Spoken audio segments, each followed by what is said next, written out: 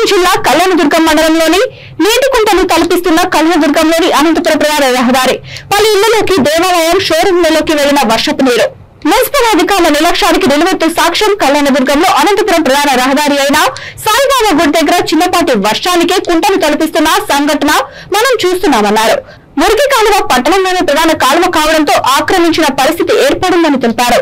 అక్రమాలకు పాల్పడే వారిపై చర్యలు తీసుకోవాలని మున్సిపల్ అధికారులకు ఫిర్యాదు చేసిన శూన్యంగా అక్రమార్కులకు బిల్డింగ్ పర్మిషన్ ఇచ్చి మరీ కబ్జాకు సహకరిస్తున్న మున్సిపల్ అధికారులు